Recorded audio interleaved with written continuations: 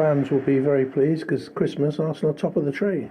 And they should be. And thank you again for their support and the way they help to transform this club and the energy of everybody around it. And they should enjoy it. They deserve it. First half in particular, I thought we slowed them down and covered a lot of space and defended very, very well. Tried to counter, didn't quite get the breaks and decisions that we should have got first half. The decision where Gedge has gone in and been brought down in the box. That should have been a penalty and a sending off. So that would have changed the game a lot for us in our favour. You know, I've said many times this club needs to be at the top, fighting for trophies and fighting to be there, you know, at the top. So that's where we want to be, and of course we're happy at the moment, but it's a long way to go, and we're going to stay humble. We're going to keep working hard.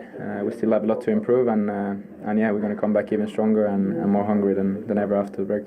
Well, obviously it's great to be where we are, and we are enjoying that moment, and obviously we have a big break. We have to reflect on what we are doing and be very much prepared for what is going to come after the World Cup. But our aim is to play better as a team every single day, to have better tools to do what we want to do on that pitch, and I can say it's been phenomenal to work with these players and staff. And you have momentum now, so is it in a way frustrating? Because who knows how players are going to respond? Yeah, when a team is in that moment, you want to carry on playing, obviously, but it's not possible. We have to use the time now in the best possible way, so the players that are not participate in the World Cup, they will have some time off, which they fully deserve, and the rest just fulfill a dream that every kid has had when they had a chance to represent the national team in a World Cup. It doesn't get better than that. Mikel, a lot of people across the country have spoken about the World Cup, and they've looked at Manchester City and they've said Erling Haaland, when everybody's away at the World Cup, is going to be fully rested. You've got an influential Norwegian player in your team as well. How big a difference could Odegaard make, certainly in the early games after the World Cup, when he's not going to... I don't have a clue. Obviously, he's got 2 internationals before that, so he's going to be committed with the national team. And after that, we will try to prepare in the best possible way. But we don't know, you know. When you are in the rhythm and when you are competing, sometimes it's much better. So the players that are here, they will need to compete and have enough fitness to be able to play in the right way against West Ham, and we'll try to prepare them that way. It was a big call to make him the captain, though, but he looks a real leader. And it is, on his own way and with his character, but he's a fantastic person, he's a fantastic footballer, and what he's doing at his age is not easy, and we are really happy to have him. Go ahead. Just following on with Martin again, how important is it that he's been decisive in the box, like 6 goals now this season? It's something he's really adding to it here.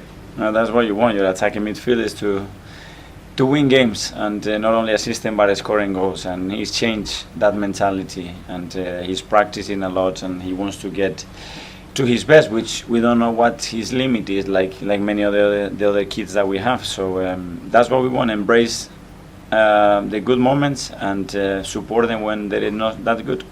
And just on Granit, is he okay? He's fine. He wasn't feeling good, and for Granit to put his hand up and say I need to come off, he wasn't feeling good at all. We had a few boys with some issues, tummy issues, and obviously we cannot change 3 or 4 in the first half, but I'm delighted that we adapted to those circumstances as well, and we managed to win the game. Mikel, obviously you've been taking it game by game so far, but now we've reached this break point and we won't see you again for a few weeks. Are you able to reflect on just how far ahead of expectations this season might be or might not be, and how it's gone?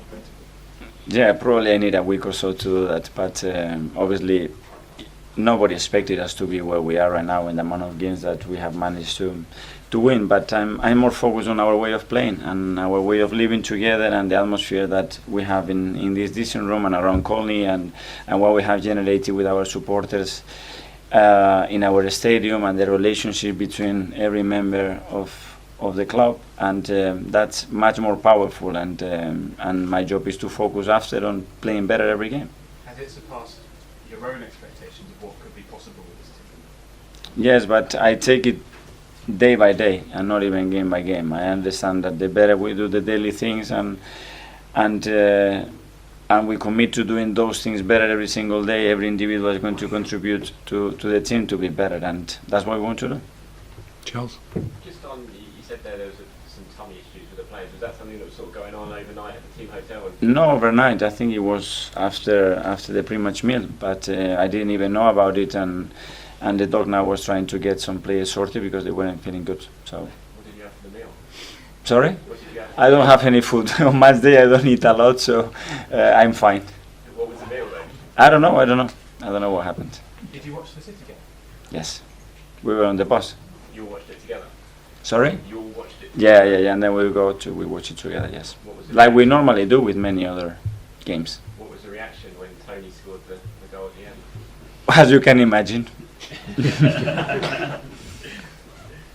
Is that, Mikel, is that to give you a boost going out there? Can it sometimes maybe lose the focus a little bit if you're thinking about other teams? You think it did give them a bit of Yes, but that's the way that you live this league, and that's the beauty. And you start to do that on the second game of the season, because the competition is that big that you're always looking at other opponents. And I think it's something that every team does. And when I've been in other teams, we used to do it all the time as a player or as a coach, and it's natural. But then you have to focus on your own thing, your own performance, and winning the game. And this week I think it was very tricky because it was too many things around the World Cup and certain individuals, but thanks God the boys did what they have to do. Stay humble, bro. Well, this is remarkable, Ian. Yeah. No side in Premier League history has been guaranteed to be top of the table at Christmas in the middle of November until Arsenal on this time. Yeah. And it was a Norwegian that spruced things up.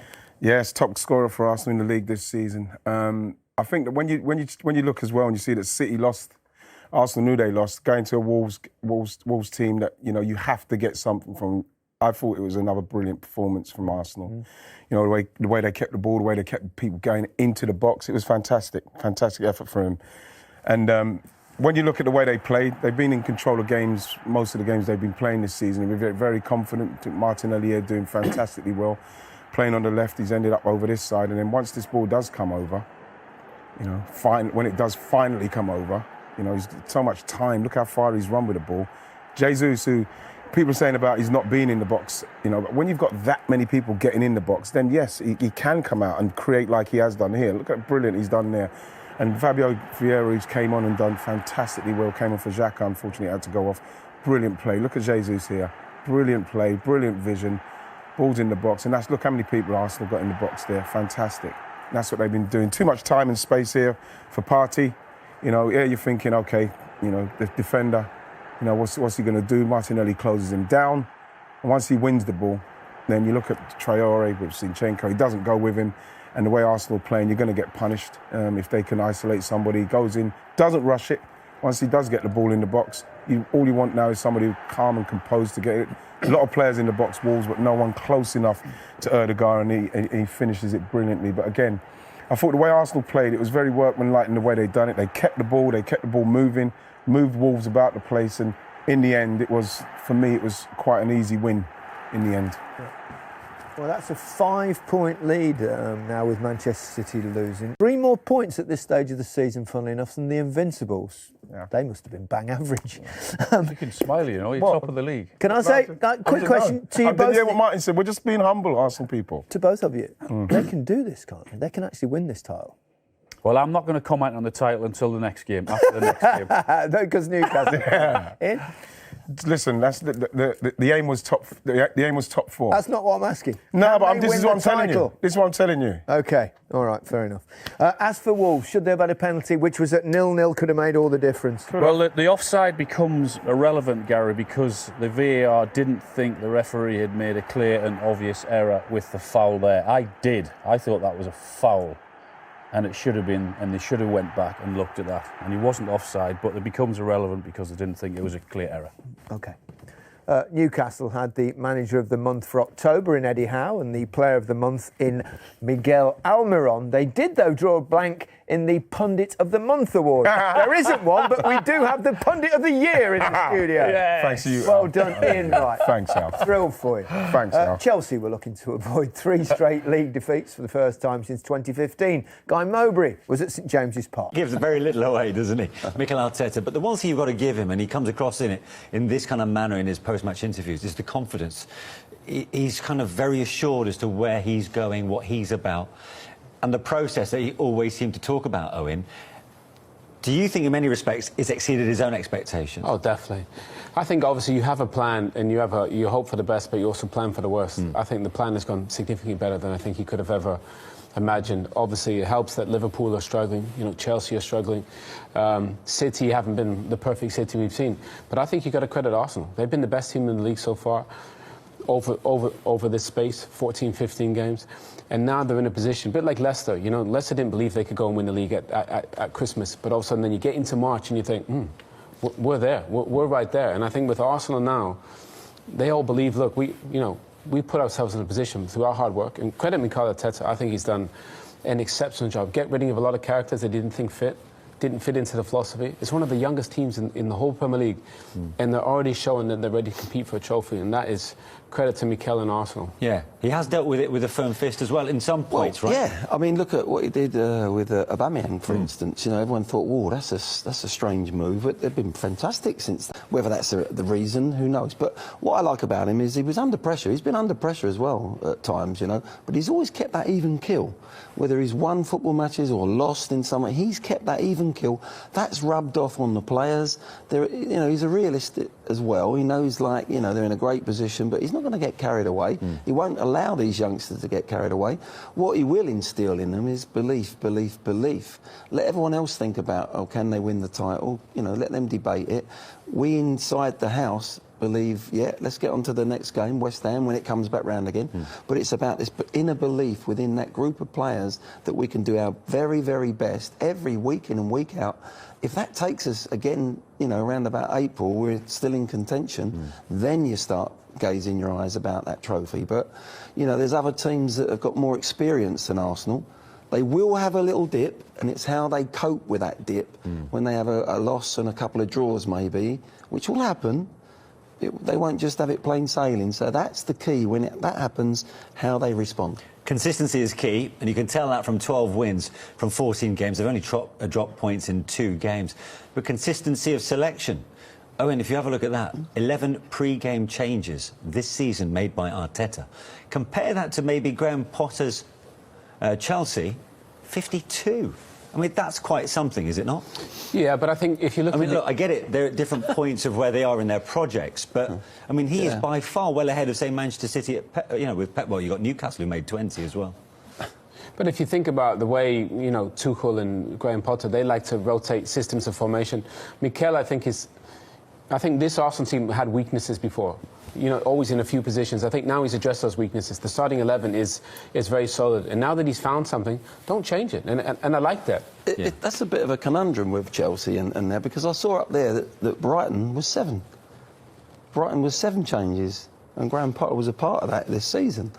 It's a conundrum, that, isn't it? 52 for Chelsea. Obviously, he's gone into Chelsea. I think 40 of those 52 have come from Graham Potter. Because he's still trying to find his way at Stamford Bridge. Exactly, and I think he's found his way at Brighton. And that's why there wasn't as many changes. So he's still working that out, very much so. 52 for me is too many, don't get me wrong. But it's quite ironic. I just had to have a smile and say Brighton have only had 7 changes lately. From where he left? Yeah, from you know, and he's a part of that decision-making. Disappointment in the end then as far as Wolves are concerned, but Arsenal fans will be rejoicing the world over. They'll be top at Christmas for the first time since 2007, and with a handy 5-point advantage over Manchester City. Can we spell it out now, Owen? They are genuine title contenders. Well, as it stands, they're the favourites. You know, they put themselves in that position. Who would have thought after 14 games Arsenal would be top of the league? No one. Not even Arsenal fans. Not Mikel Arteta. Think about, obviously, Man City and Liverpool, 2 of the best teams in all the world, never mind the Premier League. The money that Chelsea and Man United have spent, Tottenham. What a remarkable job. He's right. He's had a transformation from the whole football club, from the fans, from the atmosphere. Remember how toxic it was a few years ago? All the issues that they had, the holes in the Arsenal squad. You looked at the starting 11 and thought, every time we watch Arsenal, they need 4 or 5 players. Now you look at their starting 11, and they're a solid team. You know, defensively they're really good. The goalkeeper's fantastic. Midfield balance is good, and they've got great attacking young players. So credit Mikel Arteta. They've been a joy to watch, and rightly so, the best team in the Premier League so far. Glenn, did they sign off with a professional performance against Wolves? Yeah, they got better as the game went on. I think at half-time you're probably expecting a bit more, and I think Mikel Arteta would have said that to them in the dressing room. They were more aggressive with the ball. They were quicker with the ball. They put their fullbacks, you know, higher and wider, which we spoke about at half-time, and it worked for them, you know. And Wolves weren't going to change the way they were going to play. They were going to play with that back 5, and they just upped the ante a little bit, didn't they? They sort of shifted the ball about. They had good movement off the ball, and first half they were very slow and pedestrian, but it just shows you that they can change gears, and they've thoroughly deserved to be top of the league. They've gone out, it's a race, it's a long race, the Premier League. They've gone out and they've been the leaders, and you know, sometimes you get dragged back in a race if you go too early, and it's up to other clubs now to drag them back. So many positives. One of them is Martin Odegaard, given the captain's armband by Mikel Arteta. He's not let that armband weigh him down. No, I think that's probably why he got it. You know, you look at the boys in training, and you know the way they communicate with their teammates, the respect they have for their teammates. He's not the natural leader in terms of, you know, John Terry or Vincent Kompany or Roy Keane, but he leads by example. And obviously, a lot of these players are interchanging. We saw Martinelli, you know, coming inside. He's a fantastic dribbler. Gabriel Jesus, he played as a centre forward, but he's outside on the left-hand side here. Vieira came on here, and he's the one that kind of. He goes forward and Martinelli drops in deep. It's a nice little pattern of play. And Gabriel Jesus' assists have been fantastic. I know the goals have dried up, but that was a fantastic worked goal from Arsenal. Glenn, it almost felt like one of those Man City goals where the ball goes wide, they flood the box, and it's a nice pattern of play. I think that's the key. It's a lovely, cute little run and a cute ball, but the flood, look how many red shirts are in there. They didn't have that first half, but you're right, Owen. It's like almost like a City goal, isn't it? In that 6-yard box, 2 or 3 players in there, and nice build-up. What Arsenal have had this season, they really give you width. Their players get high up the pitch. Martinelli nicks the ball, shouldn't really get it, gets it, but look, it's lazy defending from Wolves, it really is. But once Zinchenko gets in there, he's got time to pull it back. This is all about Odegaard's first touch. Watch this, the ball spinning, sets it beautifully. If that's in between his feet, he can't get that finishing, but it's the set of the ball that is the reason why he actually finishes it so well. There's the little overlap, which wasn't there in the first half, and at the end of the day, they deserve the win. And they deserve to be top of the league at the moment. As you say, Glenn, look, 6 bodies in the box. Yeah. You know, they have so many attacking players, a bit like Man City. And Odegaard, he's been fantastic. He's a quiet leader. But I think, obviously, if you're top of the league at this point, you know, they're doing a lot of things right. Well, from one North London club to another, and for Spurs, a chance to sign off before the World Cup break with a morale-boosting win. They lost 3 of the last 4 under Antonio Conte. They'll take on Leeds United, who are looking for a 3rd straight win in England's top flight. Here's Efan Okoku and Pian Mullenstein.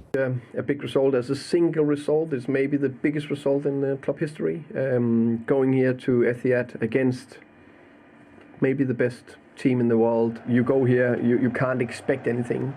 We believed in it, and I said that before the game, that we massively believed that we would get 3 points. The best team won, so we struggled from the beginning, so especially the connection Raya with Tony, we could not win any ball, so when he flicked the ball, created problems. So when we set the ball for the 3 holding midfields in front of him, we could not win it, so normally you press the ball to win it and attack again, and in that situation it was completely the opposite, because we cannot press because it was long balls, but the long balls we cannot take it. We restricted the big man up front, restricted De Bruyne when he got on the ball. We tried to get out to him and close him down.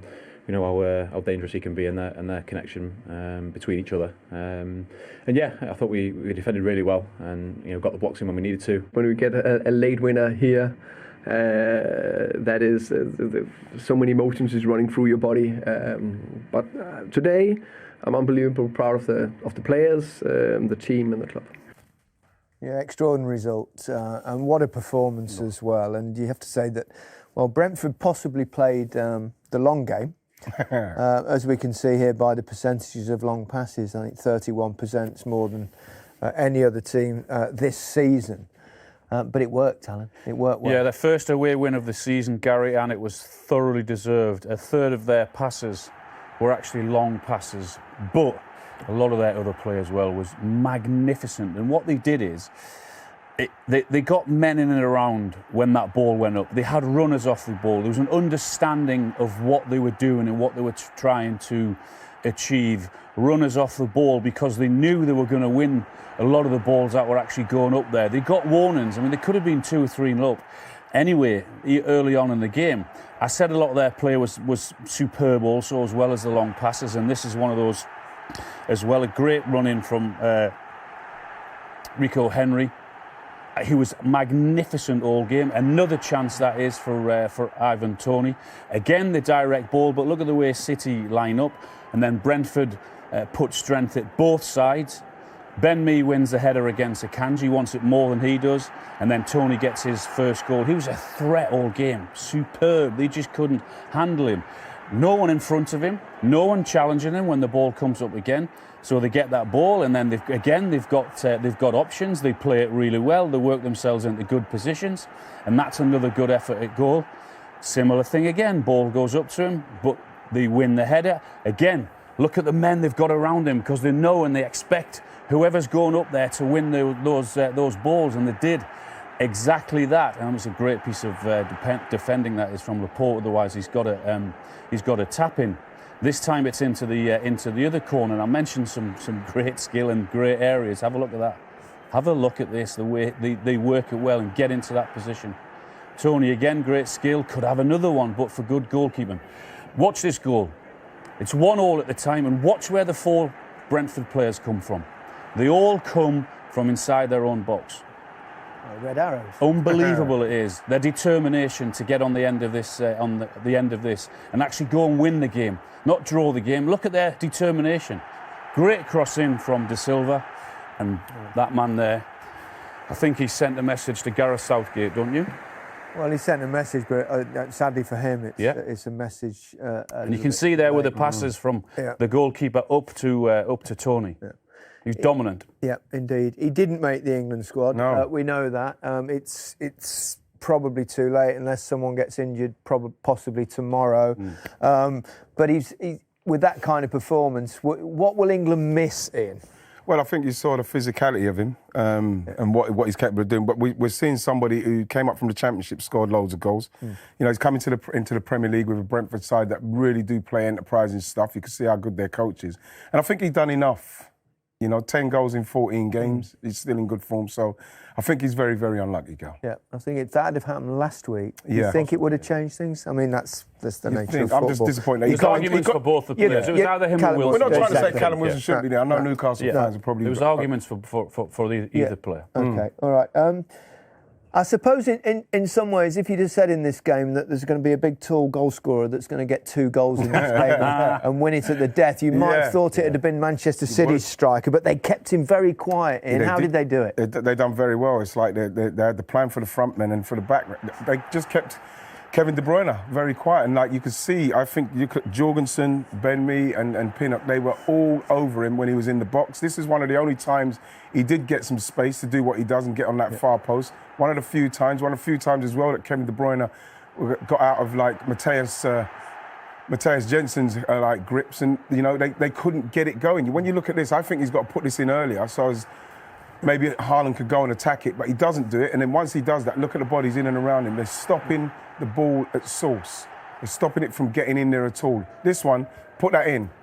Doesn't put it in. And then you could see in the box there, you could see him there with Ben Mee, with Jorgensen, or his Pinnock, and he's trying to get himself out. And then by the time it does come in, he makes a move in front. When it goes back here, he makes a move in front, and then it goes around the back, because that's how it's going for him. And then when it did come in there, Even now, though, his movement, you can see he's always trying in, out. And again, you see this. Once this comes in, look at the four odd bodies. Look, conversion on them. And then when this ball comes in, it's actually coming the other way. And then bang, they clear it again. And they got that. Like, they deserved it because they defended brilliantly. They had a game plan, Brentford, that worked perfectly today. And you see, the first game all season hasn't had a shot on target, and you have to put that down to Brentford. Football, being football as well, you can see him now going a little while without a goal. He could be a month or so at least in the Premier League. Anyway. On a drought.